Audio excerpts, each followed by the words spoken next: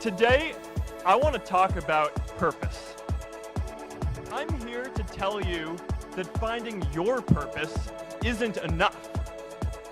The challenge for our generation is to create a world where everyone has a sense of purpose. I remember that night I launched Facebook from that little dorm in Kirkland House.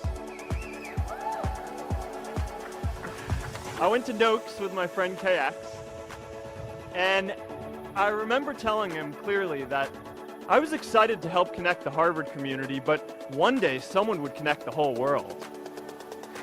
The thing is, it never even occurred to me that that someone might be us. We were just college kids. We didn't know anything about that. There were all these great big technology companies with all these resources, and I just assumed one of them would do it.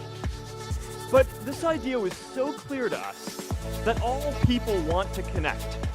So we just kept working on it, day after day after day. And I know that a lot of you are going to have your own stories just like this. A change in the world that seems so clear that you are sure someone else is going to do it. But they're not. You will. But it's not enough to have that purpose yourself. You also have to create a sense of purpose for others. And I found that out the hard way.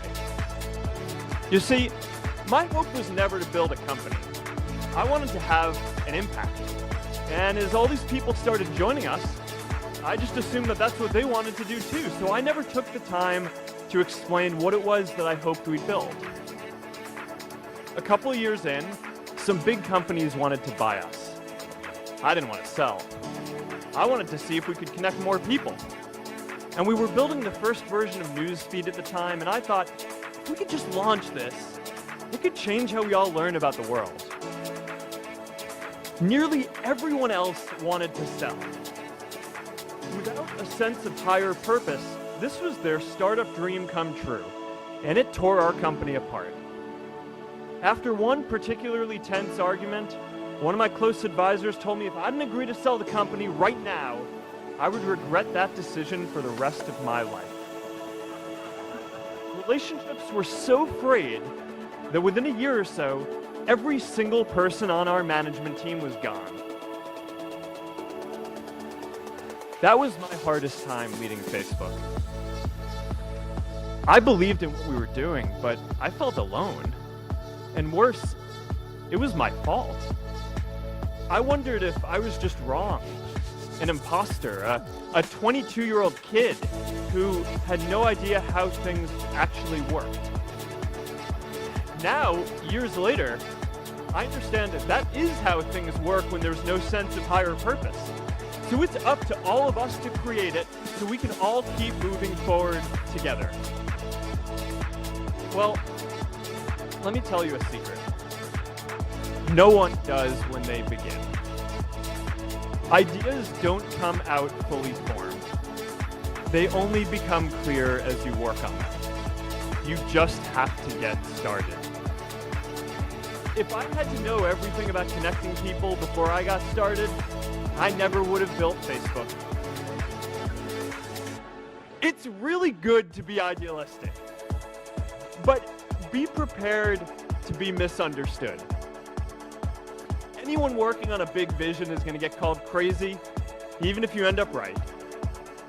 Anyone taking on a complex problem is going to get blamed for not fully understanding it, even though it's impossible to know everything up front. Anyone taking initiative will always get criticized for moving too fast because there's always someone who wants to slow you down. In our society, we often don't take on big things because we're so afraid of making mistakes that we ignore all the things wrong today if we do nothing. The reality is, anything we do today is going to have some issues in the future. But that can't stop us from getting started. Look, I know a lot of entrepreneurs, and I don't know a single person who gave up on starting a business because they were worried they might not make enough money.